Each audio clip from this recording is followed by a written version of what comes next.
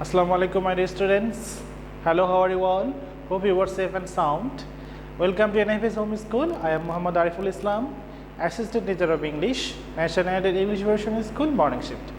Today, I would like to take our BGS class, or Bangladesh and Global Studies class, for class 6 students. Or today's topic, Chapter 5, Society of Bangladesh, Creative Question 1A and B.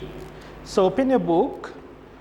Open your Bangladesh and Global Studies book and go to page number 41, Society of Bangladesh.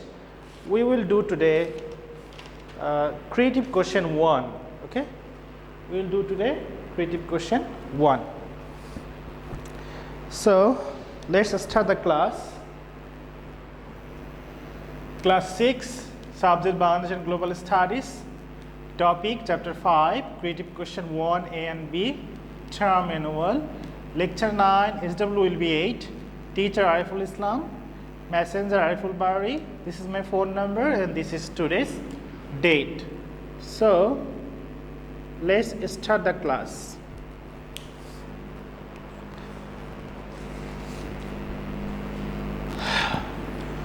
So you can see a figure 1 and figure 2. So our creative questions A is, what is Pora famous for? You know, number A is knowledge based questions, and you need to memorize the answer from your textbook. You need to learn a lot of information. You need to remember a lot of information from the text. So what is Pora famous for? Number A, the answer will be Pora is famous for a special kind of sweets named chom chom. So our question is, what is Pora famous for? Answer is, Pora is famous for a special kind of sweets named chom chom. B, number B question, why did the primitive people live in groups? Number B question is, why did the primitive people live in groups? The answer is, the primitive people lived in groups to collect food together and to save themselves from the attack of ferocious animals. So our question is number B. You know, number B is understanding or analytical questions. So question is, why did the primitive people live in groups? Number B answer is, the primitive people lived in groups to collect food together and to save themselves from the attack of ferocious animals. So number C and D, as of the previous classes, you will do HW. Number C and D, you will do HW. So name the society, the testimony of which is signified by figure 1, which the figure 1 signifies the which society that women were the figure 1 in the excerpt explained. So this is figure 1. Okay. So number C question is, name the society the testimony of which is signified by figure 1 in the excerpt explained. So now number C is application based questions.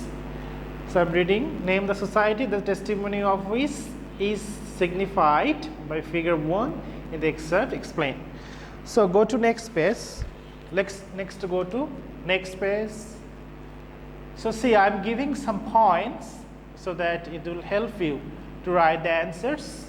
Number C, figure 1 indicates the hunting and food collecting society of ancient time. So this figure indicates the hunting and food collecting society of ancient time.